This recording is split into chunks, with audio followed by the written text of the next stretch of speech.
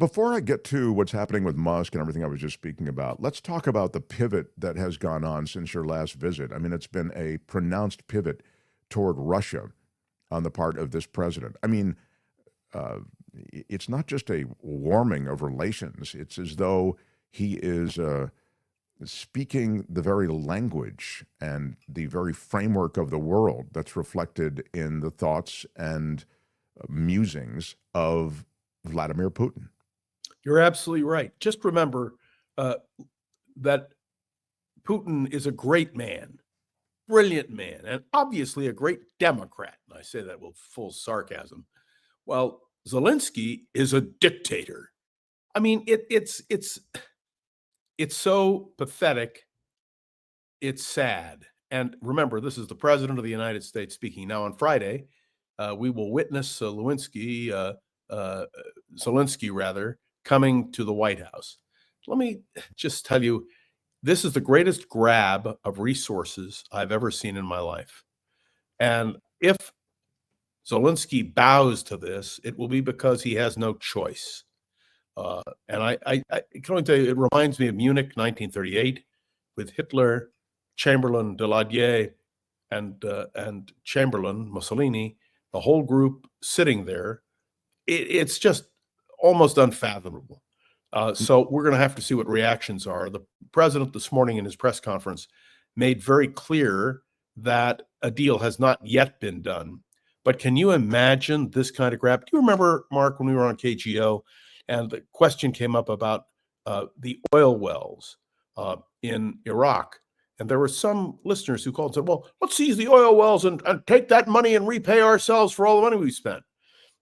This is the kind of American imperialism that is so disturbing to the world and, frankly, disturbing to me. And they talk about manifest destiny. I mean, they actually mentioned manifest destiny, and some of this was a couple of weeks ago. And I associate manifest destiny with the worst of this country. I mean, you can tell everybody what manifest destiny was, but I associate it with the brutal elimination, I mean, murder, slaughter of Native people in this country and beyond. It depends how you look on it. May I speak relatively and point out to you that for some, it was great because manifest destiny meant everything we have today. But you are right. There is an ugly side to manifest destiny. I watched the trailer for How the West Was Won, and it tells you the whole story in a movie about the conquest of the West. But we're talking something very serious here, and that has to do with the fact that we are talking about an American president who wants to seize the assets of another country to be repaid for something which we should have done logically and did. And now the question is, how will we react when Zelensky comes to Trump and whether or not he can be forced to sign something? Remember, in the Munich Agreement of 1938, no representative of a then country of Czechoslovakia was present. It was an imposed thing. And remember what happened on March 15th, 1938. 1939 rather, Hitler broke the agreement and went into Czechoslovakia and took the whole country. Yeah, these agreements, I think, are not necessarily anything you can count on. In fact, remember the Budapest Agreement? The idea that Ukraine would surrender its nuclear weapons. This was 1975. They would give up their nuclear weapons, and in return, the United States, Great Britain, John Major was prime minister, Boris Yeltsin of Russia, we all signed an agreement that the territorial integrity of Ukraine would be protected in return for that giving up of the nuclear weapons. And what happened? Nothing. So if I were a Ukrainian, I wouldn't trust the world at all. Well, I mean, look, Ukraine's between a rock and a hard place to begin with, and you're right. I mean, the agreements that we've made, and this is one of the problems with the pivot that I was talking about, with all of a sudden going over to Russia. I mean, we, at least to this point, and maybe it's been unpopular with a portion of the population that says, we're spending too much money in Ukraine, et cetera. But I mean, the amount of money we're spending in Ukraine is, again, infinitesimal compared to the overall budget spends that we have. But anyway. Look up the Ukraine agreement of 1995. All of you just Google it, and you'll see what a shame that was. And God forbid Ukraine should find itself in that position So again. anyway, And the by the way, you'll guarantee, notice yeah, we Germany and the European allies are all saying they'll do anything they can to help Ukraine because they understand they're next on the list of Vladimir Putin. well, I mean, that's good that you mentioned this. I mean, because the Europe part of this is what I wanted to get to. But just on this last point to button it out, I feel as though without a European troop presence or without some kind of peacekeeping presence, you will have just what you talk about, which is great. Putin moves in with his troops, and then he'll take the rest of Ukraine when he wants. I mean, at a time that he'll determine. Yeah, and if you talk to Latvia, Estonia, Lithuania, Poland, they're all afraid of the same thing. Let me just quickly say about the German elections. This was unprecedented. People aren't even talking about it.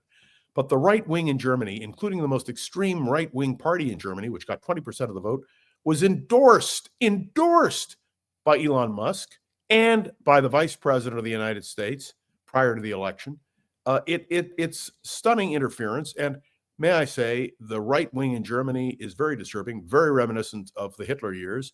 And everyone needs to understand that's what we're facing now. And American resolve, American involvement in all of this makes it even more disturbing. The turning over of mineral rights, which is really why Zelensky is with Trump. I mean, this demand to get mineral rights. I wonder if you could speak to that. It feels as though we are extracting this from a guy kind of at gunpoint.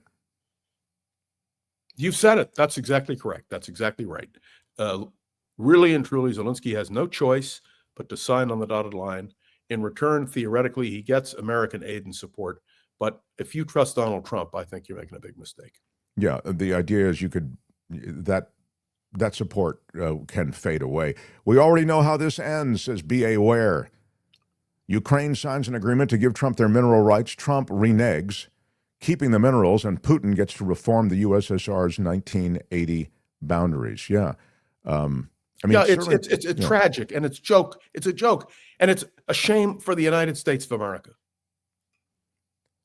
I drink Coachella Valley coffee and listen to Around the Political World with John Rothman. That's the best 10 minutes of my day, says Silicon Valley Blocks. That's very good. John has a daily podcast. So now to this country. Again, your forecast and handicapping of what's going to happen with Ukraine and Europe is a grim one, but it is sort of a grim period. Before I get to this country, last thing about Europe, it does seem as though there's a coalition forming now apart from NATO, without America, and as we complete a sort of isolationist strategy, it does look as though the European countries on which we used to depend, and of course there was a reciprocal relationship, they depended on us, that is over, I mean, effectively. And now they're doing their own thing. They won't be able to do their own thing. The arguments in Europe, the Brexit was a great example of how European unity can easily be broken. It is a disaster. NATO, the North Atlantic Treaty Organization, founded, I would remind you, when Harry Truman was president, supported by Dwight Eisenhower, first as the commander of NATO and then as president, was bipartisan. And when you take a look now and you see directly what Trump is doing, it's horrific. By the way, you saw President Macron of France correct Trump while they were sitting in the Oval Office the other day. He did it gently. He did it nicely. But may I ask you, and I ask this question bluntly, what if the right takes control of France? What if Le Pen's party wins? I mean, these are horrific prospects. And the stability of Europe is dependent on the United States of America being directly involved. We remember vividly what happens when the United States withdraws. Remember the failure of the League of Nations.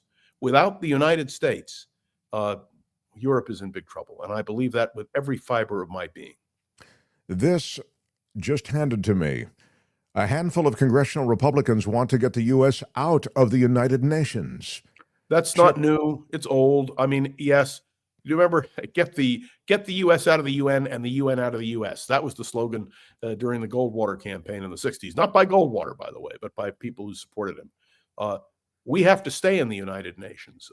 I worked for Harold Stassen, and I'm his biographer. And I can tell you Stassen was an architect of the UN, and it was Harold Stassen's contention that the reason there wasn't a World War III was because we had a United Nations, a place where people could come and meet. And if we had the time, I would talk about the implications of the United Nations during the Cuban Missile Crisis in 1962, which highlighted the need for a forum.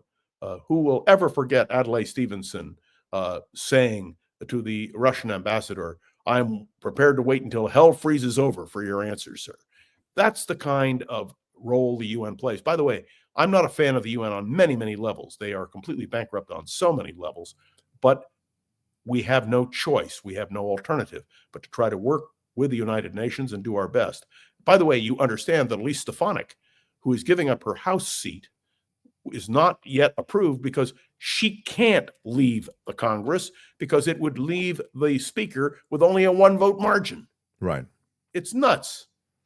And you mentioned Elise Stefanik in this context because she would be the United Nations. She'd have to resign. Yeah. If she takes the UN job officially, she has to resign. So she is staying in the House until all this legislation passes, and then she'll take her post at the UN.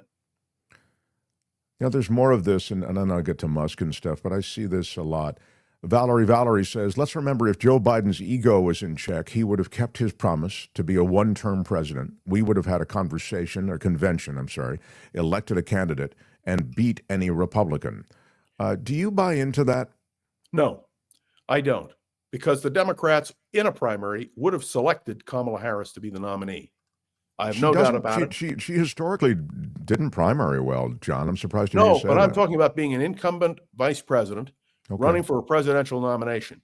No incumbent vice president who wanted a presidential nomination has been denied that nomination since Alban W. Barkley in 1952.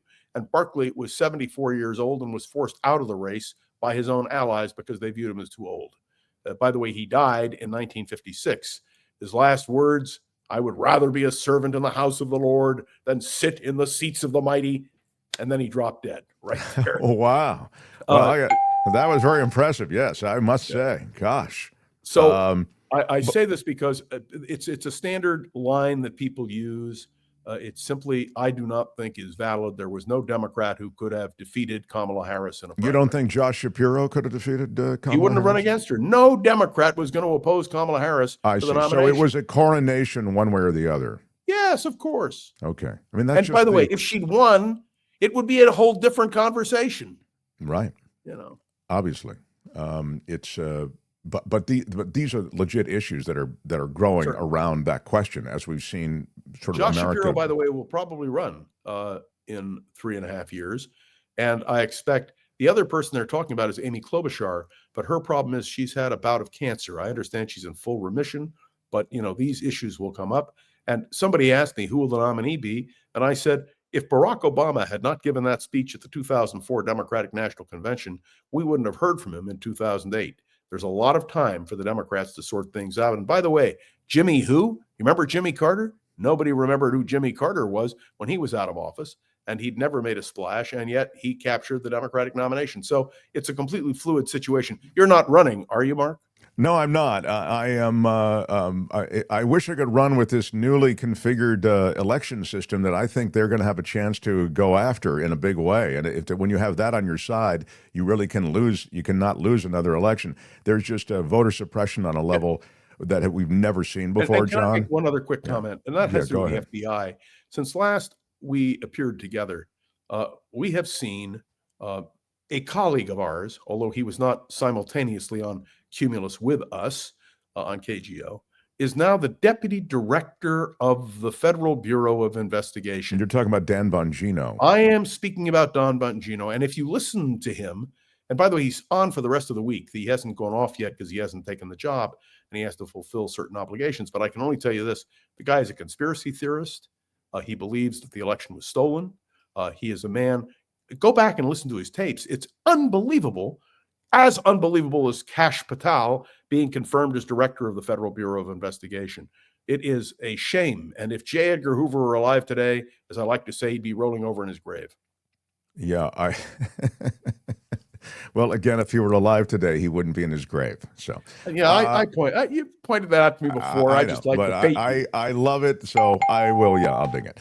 But this is the point. There's Dan Bongino speaking at CPAC, and boy, there is a fervor. There's almost a religious fervor at CPAC when you hear these various extreme positions pursued. But I mean. They feel they're battling for the soul of America, John. And when you're doing that, I mean, the law be damned. But that is exactly what Donald Trump said last week. He said, essentially, he is the law. And when you have that kind of attitude from a president of the United States, it's very dangerous. And it permeates the administration. When the vice president of the United States can say, we don't really care what the Supreme Court says, we're going to go ahead and do what we damn well please. And that's what Donald Trump is saying.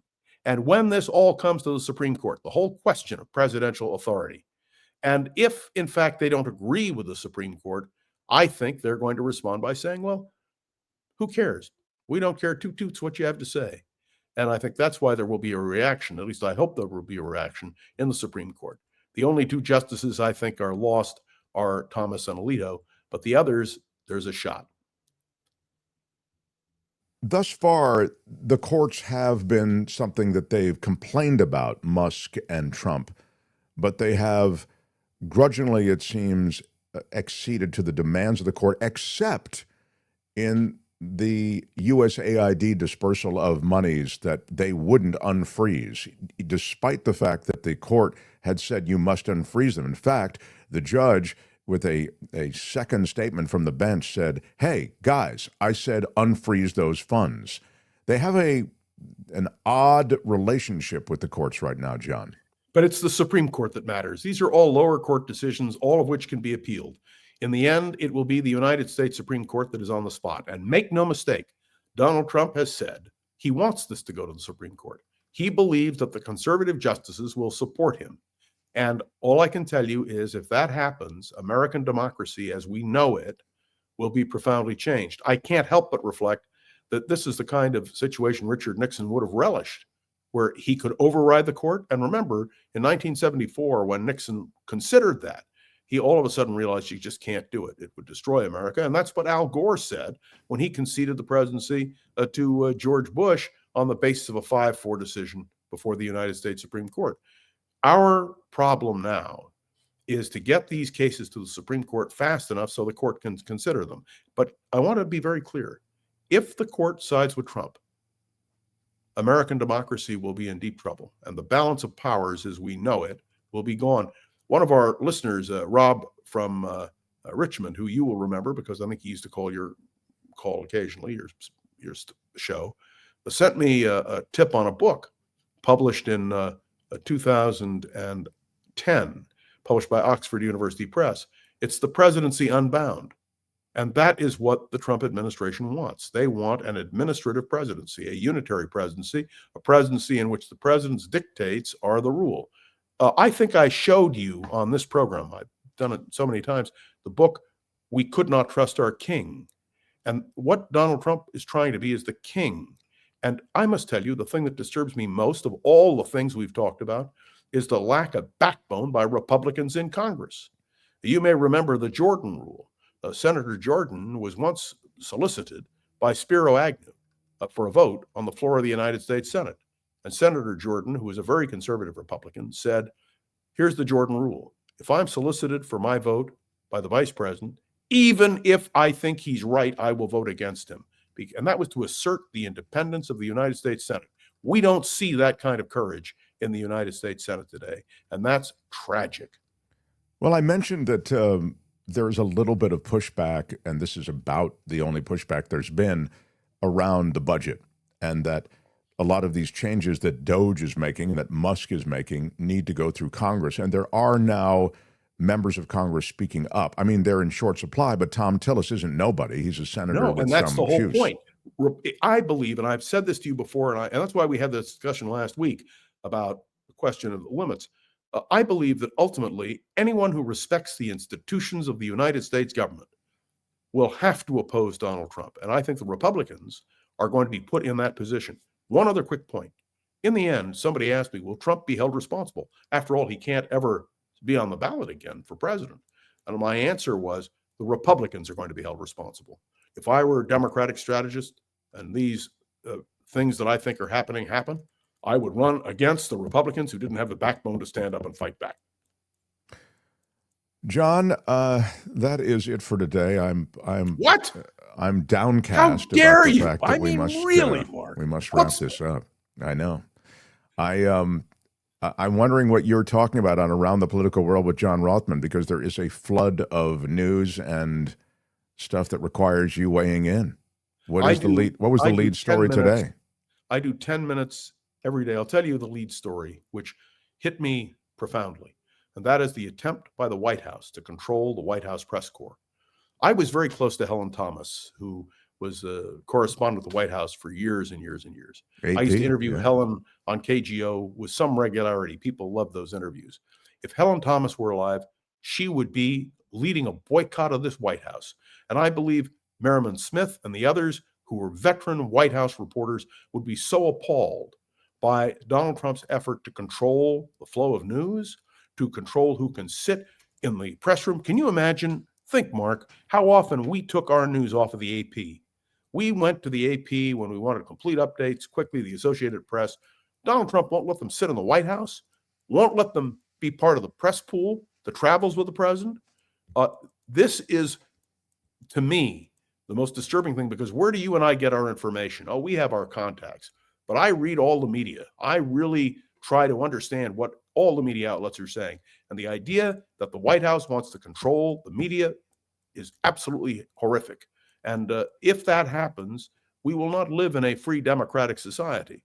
You know, I think people need to understand the first thing dictators do is to eliminate a free press. This is exactly right. I mean, I'm so glad that you're mentioning this, because to me it's alarming. There is no, and you may remember this from the first Trump administration, there's no edict or constitutional precept that says that there have to even be White House briefings. And they actually shut down the White House briefings, you may recall, in the first Trump administration. It was a big thing. What are you doing? There's a custom to have these briefings, but it's really the Wild West. But the organization that chooses who goes to those White House briefings isn't the White House. No, it's the White House press corps. Exactly. But what the White House does control is who can be in the room at the White House. And that's what they're doing now. And that's why the AP is being excluded. And that's why there was a lawsuit against 60 Minutes. Did you hear Donald Trump this morning in his press conference or his statements saying that 60 Minutes had cooked the tapes of the interview with Kamala Harris? Absolute rubbish, not true. And yet people let this slide by. I know we've got to wrap it up, but I want to be clear. Why is a Mark Thompson program so important? Why is Around the Political World with John Rothman so important? Why are those independent sources so critical? Because that's where you find these things out and where you can then consider your options. My own view is we are in a struggle for democracy. And may I tell you, when Joe Biden's administration is talked of and his statements are talked of, the one that he made recently before he left the office about the threat to American democracy, there is no greater threat to American democracy than the threat to the First Amendment. If we cannot speak out, if we cannot be heard, if, in fact, the White House can control news, we are in deep, deep trouble. Well, we've just become essentially a propaganda machine. You know, it's kind of like what Fox News does. And Putin's Russia. Yeah. What do you think what do you think so upsets you? Asked about Ukraine. You know what really bothers me? The White House, the president of the United States, is parroting the statements made by the Russian press. Can you imagine that? Can you imagine a president of the United States who is parroting the propaganda of a nation which is clearly an adversary? I mean, this is incomprehensible. And I wake up every day to the news and I shake my head in absolute disbelief at what I am seeing and hearing. Now, last week, you and I debated the question of whether American democracy can survive this kind of assault. And I said, yes, our systems will work.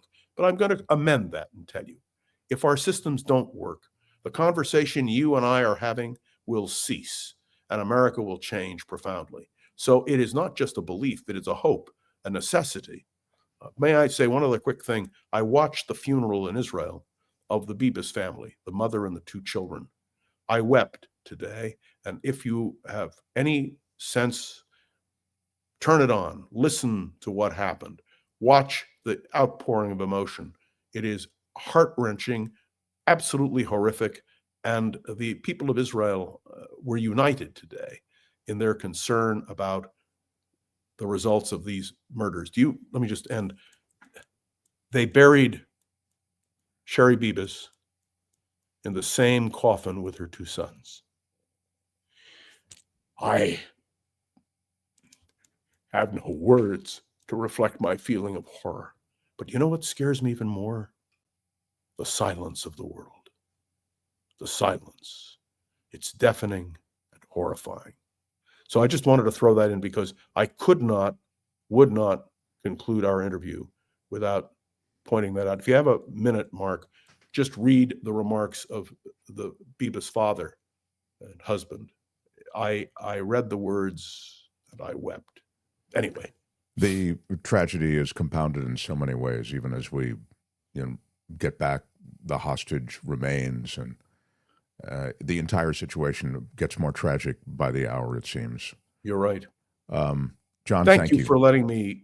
Thank you for letting me. Of course, we love our time with you. Thank you, John Rothmann. Everybody. See you next week. See you next time. Hi, it's Mark, and I thought that was great. Hit the notification bell. You'll know whenever there's a new video being dropped, and please subscribe to our channel to help us save the universe.